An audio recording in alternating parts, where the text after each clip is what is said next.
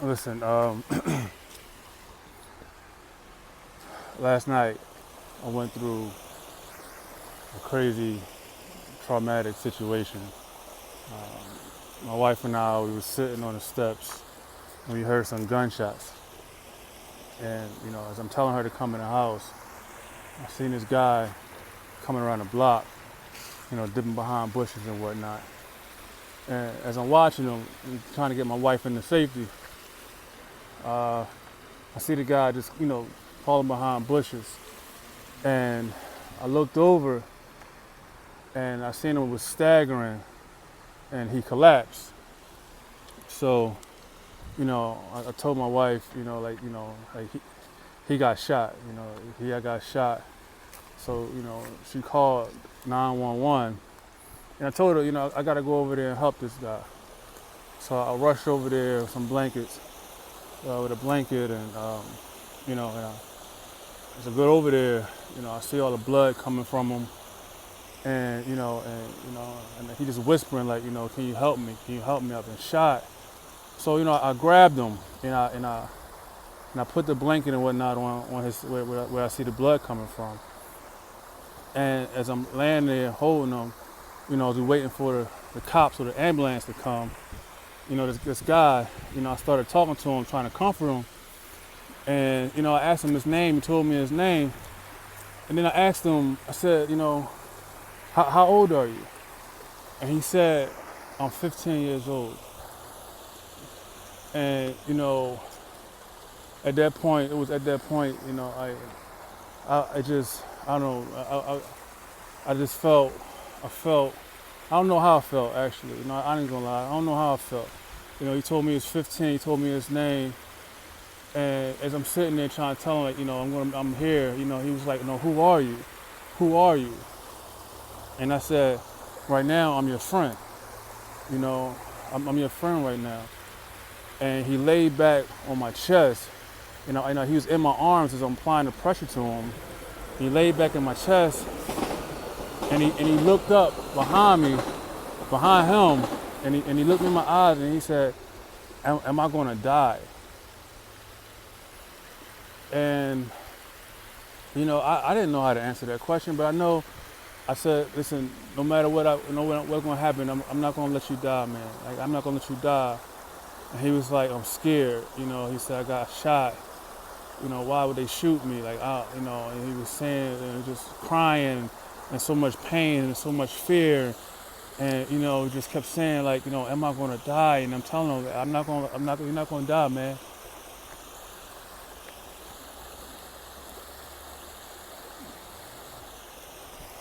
I told him, you're not going to die.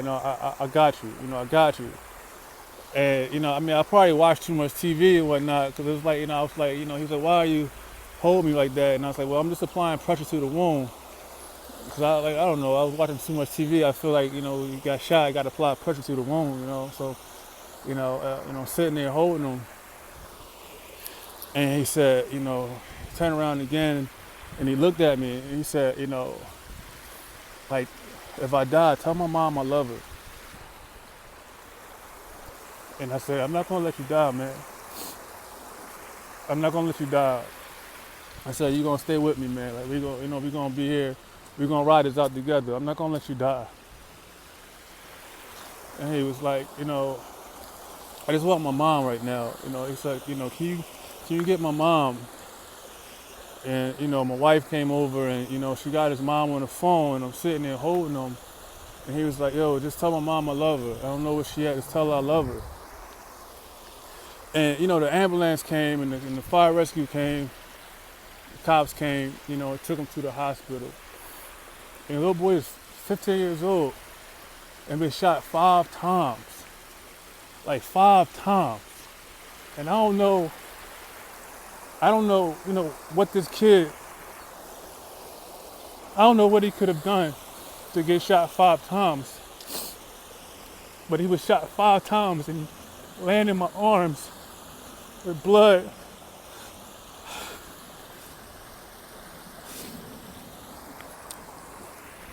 He had blood in my shirt and on my hands and just telling me he don't want to die.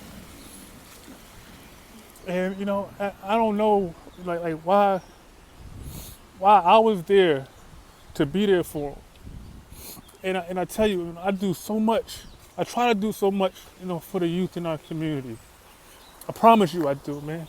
And I don't even know why. It's like, I feel some kind of connection to every child in here. Every child in this city, all around, man. I feel some kind of connection. And the first thing, man, selfishly, the first thing I told my wife, selfishly, I said, we got to move out of this neighborhood. And what's crazy is we moved to that neighborhood so that our kids can have a better environment. You know what I'm saying? Like, we moved to the neighborhood so our kids can have a better environment. And the first thing we want to do is remove ourselves from this environment. But the reality of it is, like, this stuff still exists, man. There's so much negativity, so much violence. Our kids aren't safe in these streets, man. And it's like, at what point do we take accountability for our environment? At what point do we do it? I mean, I don't know. Like, I feel connected. And a lot of times people say, well, we give these kids opportunities. They pick and choose what they want to do in regards to, being successful, being productive, doing violence, doing right for doing from wrong. But like, let's come on. I mean, there's a phrase called a product of your environment, which means no matter what a person thinks, they become like a part of where they are. And this kid, like, I heard that it was a mistaken identity. I don't know if that's the case or not, but I heard it was like 15 years old coming home and getting shot 5 times because of mistaken identity. Like, whoever shot this kid, they was aiming to kill him 5 times. Like, and so it's so crazy because for the longest time, man, I've been trying to create programs, trying to do mentoring programs, trying to do youth programs, trying to do community outreaches for the same exact reason. For the same exact reason. Like, our kids, they need a chance.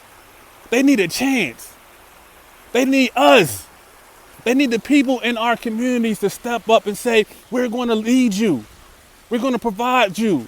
We're going to protect you. Because when I laid there with that kid last night, I swore to God. I swore to God on everything inside of me. I was not leaving him. I don't know if these guys that killed him, that shot him, excuse me, if the guys that shot him, I didn't know they was coming back for him or not. I didn't. But I told myself right there and right in that moment, I was not going to leave that boy. I was not leaving him. And I meant that with everything inside of me. If they would have came back, they would have shot both of us. Because I'm going to protect the youth in our community. I'm going to provide opportunities. I swear to God, on everything. On every fucking thing. I'm going to fight until I fucking die. Until I die. I'm going to create opportunities. I'm going to get my fucking building. I'm going to make a difference in this community. I swear on everything. Not only for my kids, but for every kid in this fucking city. And anybody that want to follow me, follow me. I'm tired of begging people for help. I'm tired of trying to do this shit by myself. I'm tired of feeling like I'm by myself, man. I reach out to people for my friends and family to help me buy a building for my nonprofit, man. I swear if I had the money, I would do it myself.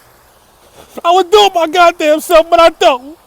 But it don't stop me, though. It don't stop me, man. I ain't gonna stop until I get it.